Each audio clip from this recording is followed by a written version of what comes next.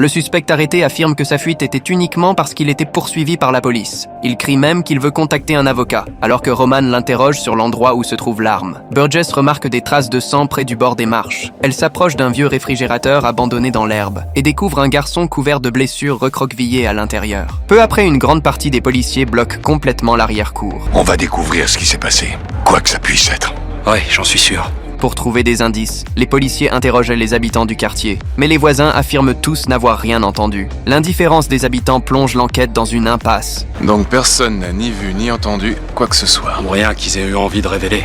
Très vite, l'affaire connaît une avancée. Les enquêteurs identifièrent le prédateur sexuel Darren Woodell comme suspect. Il a des marques de griffures sur le cou, mais il prétend s'être blessé en faisant du bateau pour retrouver les traces de Darren disparu. Le chef de police mène rapidement son équipe pour encercler son appartement. Ce type m'a menti, et il a violé les termes de sa liberté conditionnelle en faisant le mort.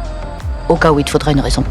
Les policiers utilisent un bélier pour enfoncer la porte. Ils entrent avec leurs armes et fouillent chaque recoin de l'appartement. Mais malgré cette intervention, la police ne trouve aucune trace de Darren.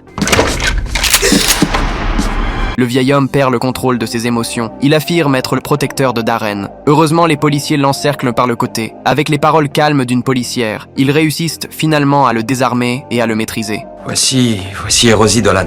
C'est son petit frère qui... C'est mon petit frère qui a été tué.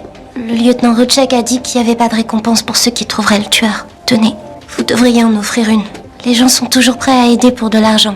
Et vous avez l'air d'avoir besoin d'aide. On va retrouver celui qui a fait ça à ton frère. Je veux que tu continues tes économies, d'accord? D'accord.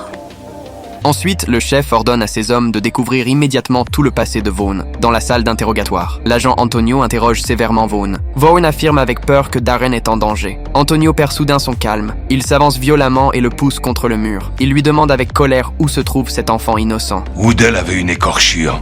Dans la nuque, elle était encore fraîche. Je sais, on s'est disputé, et on en est venu aux mains. J'ai pas appelé les secours, parce que c'est interdit aux personnes comme nous de vivre ensemble.